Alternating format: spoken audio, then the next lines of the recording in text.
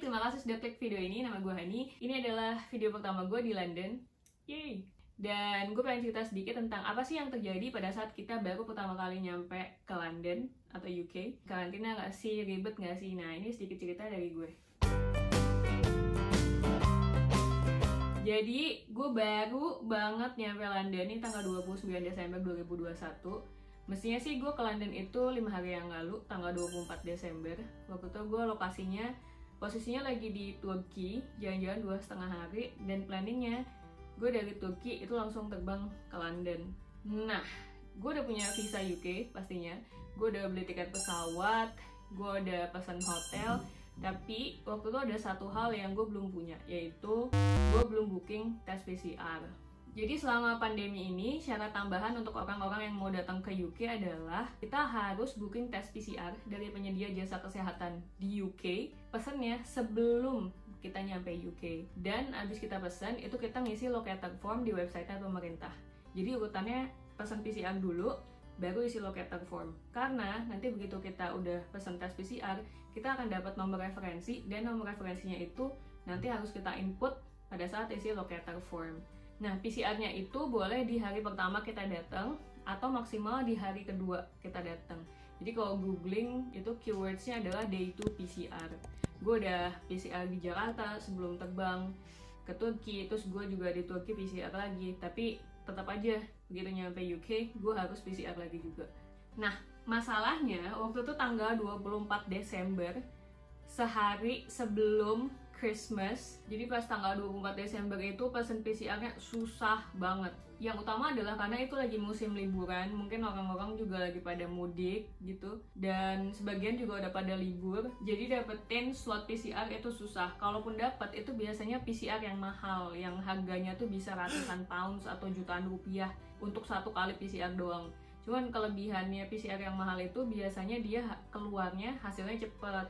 Tapi even itu PCR yang mahal, di tanggal itu tuh susah banget dapetinnya. Udah mahal, susah lagi. Ya intinya karena orang-orang lagi pada libur. Udah gitu PCR juga ada dua pilihan kan. Yang kita langsung ke klinik, PCR-nya dilakukan oleh dokternya. Atau itu ada juga yang PCR-nya kita lakukan sendiri. Jadi PCR-nya dikirim ke rumah. PCR dikirim ke rumah itu juga ada dua jenis lagi. Ada yang kita nyolok-nyolok sendiri, terus ada yang hasilnya tuh bisa tinggal kita foto terus kirim via aplikasi. Nah, nanti hasil fotonya dianalisis oleh pihak lembaga kesehatannya, atau kita ambil sampel sendiri di rumah dengan instruksi yang ada di kitnya. Lalu sampelnya itu kita masukin pos, kirim balik ke penyedia kesehatan itu untuk dianalisis di lab. Jadi double gitu, dia ngirim ke kita tes, terus kita kirim balik gitu. Nah, posisinya adalah waktu itu kalau gua mau yang langsung sama dokter pun itu udah slotnya udah super penuh karena itu malam Christmas gitu. Itu bener-bener sesuatu yang gua nggak estimate. Jadi itu bener-bener hektik banget kayaknya kalau di sini. Jadinya gue nggak dapat slot untuk yang langsung walk-in PCR. Itu pilihan satu-satunya buat gue yang PCR-nya dikirim ke alamat hotel di mana gue akan tinggal. Tapi masalahnya kalaupun gue pesan PCR test kit untuk dikirim, begitu gue kirim balik itu mungkin hasilnya baru keluar tuh sekian hari berikutnya karena orang-orang lagi pada libur Christmas, dan mungkin pengiriman pun pos di Inggris ini baru aktif lagi tanggal 28-29 Desember. Sedangkan sebenarnya regulasi pemerintahnya itu adalah kalau kita datang ke UK terus kita PCR, nah kita tuh harus isolasi mandiri sampai kita dapat hasil tes PCR-nya. Dan tes PCR itu hasilnya menyatakan kalau kita negatif, baru kita boleh pergi bebas berkeliaran gitu. Nah, gue waktu itu mikirnya kalaupun gue dapet test kit, gue ambil sampel, dan itu baru bisa dikirim dianalisa bla bla blanya tanggal 29, berarti kan gue dari awal gue datang tanggal 24 Desember itu sampai tanggal 29-nya itu sebenarnya gue harus diem di kamar kan. Jadi sedangkan tujuan gue datang tanggal 24 itu ya salah satunya gue pengen ikutan Boxing Day misalnya, gue pengen ngerasain gimana sih suasana Christmas di sini, even though gue nggak celebrating Christmas, tapi juga gue pengen tahu aja gitu suasananya kayak apa. Tapi kalau misalnya gue paksain tetap berangkat kemarin, jadinya ya udah gue di London tapi gue harus di rumah terus karena hasil tes PCR gue belum keluar, baru keluarnya nanti pas tukang posnya udah kerja lagi gitu. Jadi ya udah akhirnya daripada gue di London juga di kamar doang, ya udah gue di Turki aja. Akhirnya gue extend dari yang mestinya 2,5 hari, akhirnya gue di Turki jadi 7 hari. Dampak dari extend gue adalah, jadi kan gue udah booking tiket pesawat di British Airways, yang untungnya sih kalau kalian beli tiket British Airways itu gampang banget reschedule-nya. Gue tinggal ke websitenya British Airways dan udah selesai dalam hitungan menit. Cuman masalahnya gue tuh udah booking hotel di London dan itu lumayan hotelnya di daerah Paddington sini, dan itu ternyata nggak free cancellation. Gue nggak bisa gitu aja cancel, itu ada penaltinya. Tapi yang parahnya adalah yang lucunya dan absurdnya adalah harga penaltinya itu lebih mahal daripada biaya pada saat gue booking hotelnya. Jadi pas gue booking hotel untuk 3 hari itu harganya segini, dan tiba-tiba penaltinya harganya segini. Jadi penaltinya lebih mahal, aneh banget kan. Jadi gue mau cancel pun kayak, ya kalau mau cancel pun gue bayarnya lebih gede gitu. Jadi ya udahlah nggak usah di cancel, gue nggak datang aja. Jadi dia otomatis cancel. Apa jangan-jangan dia ngecas kartu kredit gue untuk tambahannya ya? Anyway, lesson learn-nya adalah sepede apapun kalian dengan rencana trip, kalau bisa sih ternyata ya booking hotel yang free cancellation, mau di Agoda, mau di booking.com, atau mau di Trivago, bla bla bla. Kalau bisa cari yang free cancellation, karena ya apalagi di masa kayak gini ya, kita butuh flexibility tinggi. Jadi kalau ada apa-apa kita bisa tinggal cancel dan kita nggak kena biaya apapun. Jangan kayak gue. Nah itu sedikit cerita pas persiapannya, kenapa akhirnya gue baru berangkat tanggal 29 dan ribetnya nyari PCR di tanggal segitu, dan akhirnya gue extend ke tanggal 29 ini. Itu begitu gue nyampe Heathrow Airport, itu gue deg-degan parah. I'd like to wish you all a very happy new year for 2022, and we look forward to seeing you in the very near future. Thank you and a very good morning. Karena itu gue kan langsung turun pesawat dan langsung ngadepin antrian imigrasi kan, dan itu parah, itu lama banget. Itu totalnya akhirnya tuh gue di imigrasi tuh 2 jam lebih berdiri ngantri 2 jam lebih. Itu gue panik banget sih, karena aturannya tuh serba berubah cepet kan. Di masa kayak gini tuh pemerintah tuh berubahnya cepet banget, tiba-tiba punya regulasi apa, itu gue deg-degannya parah. Oh anyway, pas di bandara Turki juga sebenarnya gue agak dipersulit sih. Dipersulit dalam artian itu kalau yang lain pas check-in mereka langsung dikasih boarding pass. Gue pas mau check-in itu gue ditanya-tanya dulu, ini pertama kali kamu ke UK? Iya. Terus kamu ngapain ke UK? Kamu orang Indonesia, terus kamu ada apa di sini? Apa kamu punya keluarga? Ya gue bilang gue mau business training di London. Terus emang kamu kerja apa? Nama kantor kamu apa? Apa buktinya kamu mau ke London untuk urusan business training, bla bla bla.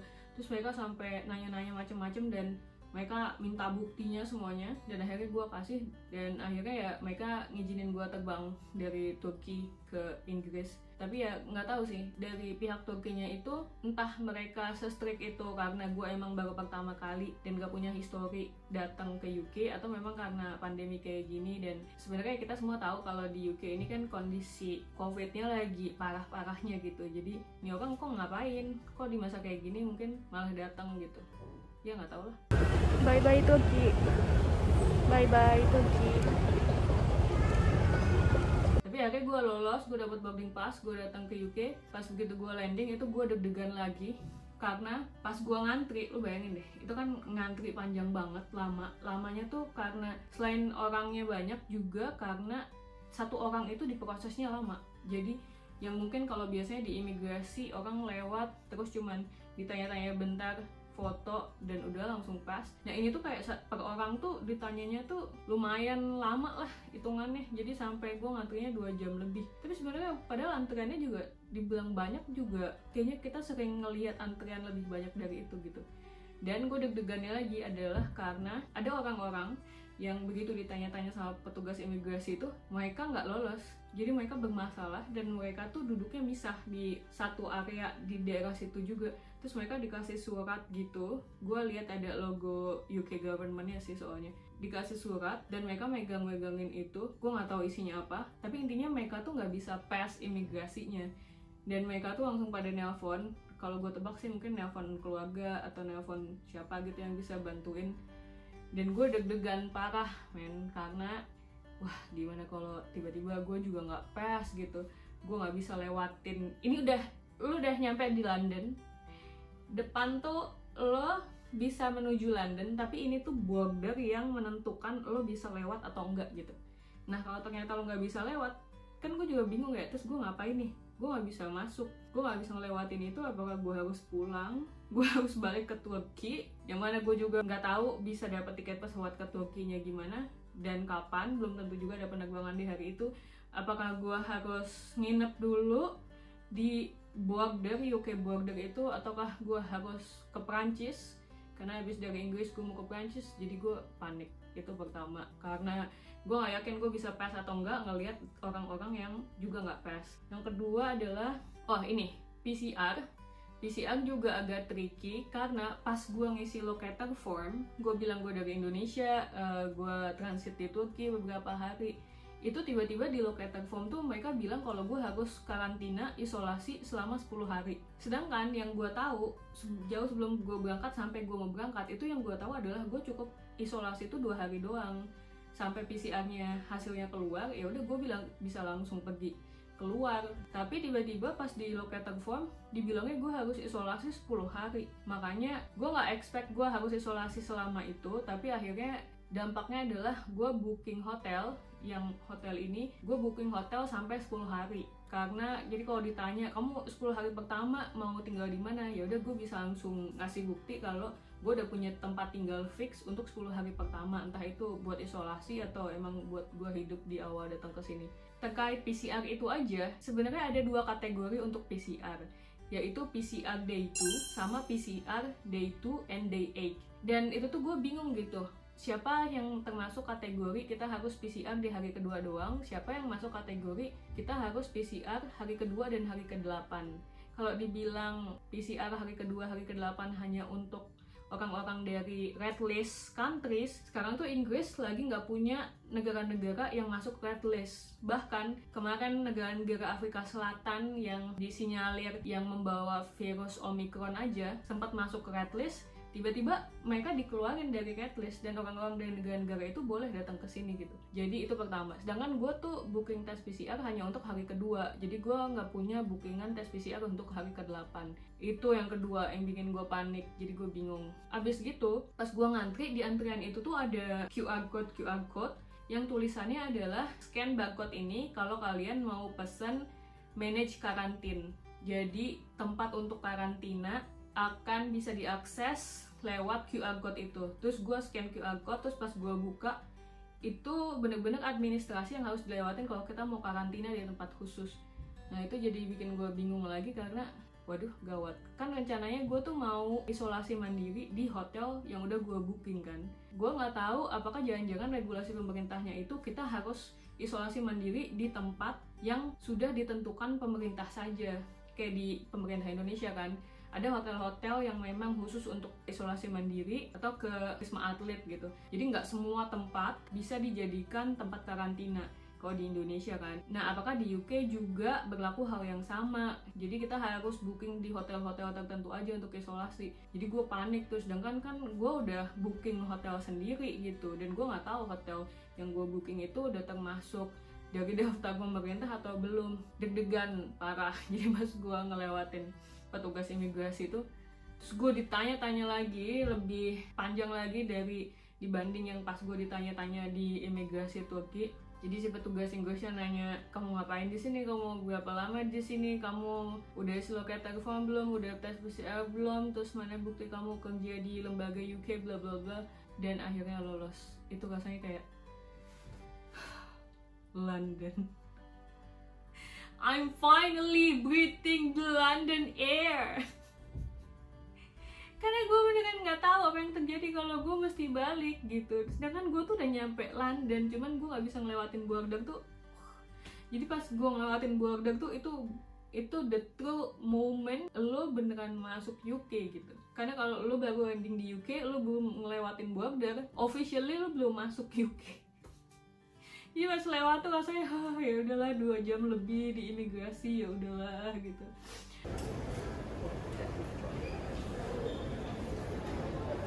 Nah tapi yang absurdnya adalah itu begitu gue keluar dari imigrasi terus gue pesen tiket kereta, itu gue kayak mereka tuh nggak ngontrol gue kemana gitu. Dan ini makanya gue bingung apakah pas begitu nyampe hotel ini, hotelnya udah dihubungin pemerintah bahwa oh ini si Hani dia belum PCR, kamu harus mantau dia jangan sampai dia keluar hotel gitu sebelum PCR-nya keluar.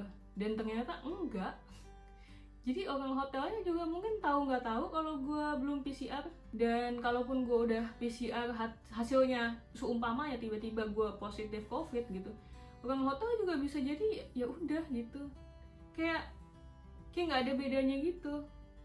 Kalau gue tetap keluar berkeliaran, orang hotel juga nggak bisa ngontrol karena mereka nggak mungkin mantau gue 24 jam karena dan hotel ini bukan hotel yang khusus untuk orang-orang COVID gitu. Intinya adalah yang gue bingung adalah gimana caranya pemerintah UK mastiin orang-orang nurut sama regulasi bahwa mereka harus isolasi mandiri, bahwa mereka hanya bisa keluar kalau udah PCR dan hasilnya keluar negatif. Sedangkan bener-bener orang-orang kayak gue yang baru datang kayak gini nggak bisa dikontrol. Maksudnya nggak ada sistem yang bisa memonitor gue kemana gitu. Jadi ya tahu gitu gue datang dari tanggal 24 aja karena even ya tapi gue nggak dapet PCR sih ya kemarin. Tapi anggaplah gue booking PCR-nya itu bukan hari ke-1 hari ke-2 tapi buat hari anyway. Tapi intinya yang penting gue udah booking tes PCR. Bisa jadi gue waktu tanggal 24 itu bisa booking PCR untuk tanggal 28 misalnya. Jadi nggak hari pertama, nggak hari kedua, tapi hari kesekian. Tapi kayaknya mereka tuh nggak ngontrol juga gitu. Jadi mestinya tuh tanggal 24 gue kesini aja udah.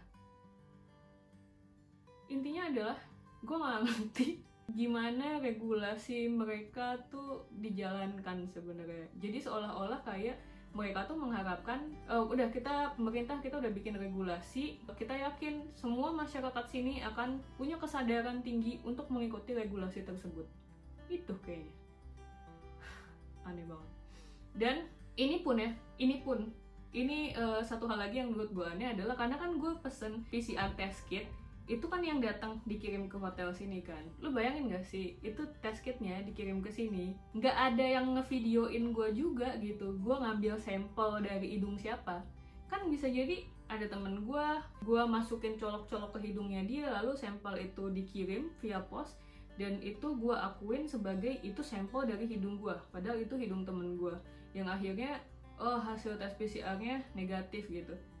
Nggak ada yang bisa ngontrol gitu gue masukin hasil tes sampel siapa. Jadi ini kayak bener-bener pemerintah tuh mengharapkan ya udah gue jujur gue udah tes PCR dan gue melakukan tes PCR itu untuk diri gue sendiri, padahal kan bisa jadi gue melakukannya ke hidung orang lain gitu. Tapi bener-bener nggak ada mekanisme yang bisa membuat gue jadi tidak bisa bergerak gitu. Malah gue jadi kayak tiba-tiba itu sampel tes PCR gue masukin hidung siapa tuh bener-bener mereka nggak bisa ngontrol.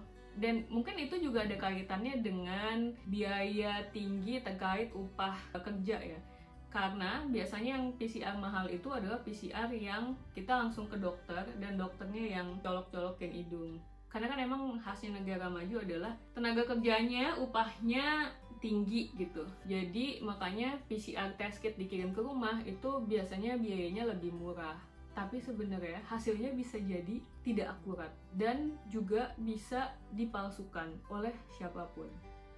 Tapi mungkin itulah biaya yang pemerintah tanggung dan mereka lebih milih ya udah orang tes PCR sendiri dibanding I don't know. Tapi kan sebenarnya biaya PCR kan dibebankannya bukan ke pemerintah ya, itu dibebankannya ke masyarakat dan penggunanya juga. Intinya adalah karena kita pendatang, kita di sini tamu, jadi ya sebisa mungkin comply sama regulasi pemerintah, sama semua aturan yang berlaku di sini. Ya gue akan PCR, walaupun gue nggak pernah ya PCR sendiri gitu. Kayak temen gue kemarin ada yang PCR, dia orang Argentina, pas datang ke acara kantor di London terus dia bilang, oh my god gue kayak mau mati PCR sendiri. Jadi kayaknya gue juga akan minta seseorang sih untuk PCR-in gue, karena gue Gue gak yakin gue bener-bener bisa ngerjain itu sendiri. Tapi poinnya adalah, jadi ribet atau enggak, ya of course karena ini lagi pandemi, jadi selalu aja ada aturan tambahan untuk kita mau pergi ke negara manapun. Dan harus karantina atau enggak, secara regulasi harus karantina sampai PCR kita negatif. Tapi apakah karantina itu membatasi gerak-gerik kita? Sejujurnya enggak. Ya kalian di masa karantina pun kalian keliaran beneran nggak ada yang bisa ngontrol gitu, karena kalian bisa booking hotel dimanapun dan kalian bisa bilang gue akan karantina di tempat ini, ya cuman kalian yang tahu. Tapi catatannya adalah bahwa pemerintah tuh sangat cepat berubah, apalagi pemerintah UK. Regulasinya bisa tiba-tiba ini, jadi ya begitu lah. Bener-bener berpergian di masa kayak gini tuh harus bener-bener fleksibel. Pesan hotel yang free cancellation, jangan lupa. Ya, itu aja sedikit cerita dari gue. Sorry kalau kepanjangan, semoga ada manfaatnya. Atau kalau nggak ada manfaatnya, ya at least ini jadi kenang-kenangan dan diary bepergian gue yang mungkin akan gue inget-inget di masa yang akan datang. Untuk yang nonton sampai detik ini, terima kasih sudah menyimak. Sampai ketemu di video berikutnya. Bye!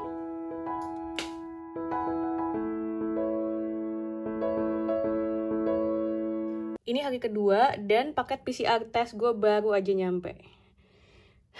Gimana cara PCR sendiri? Kita lihat di video berikutnya.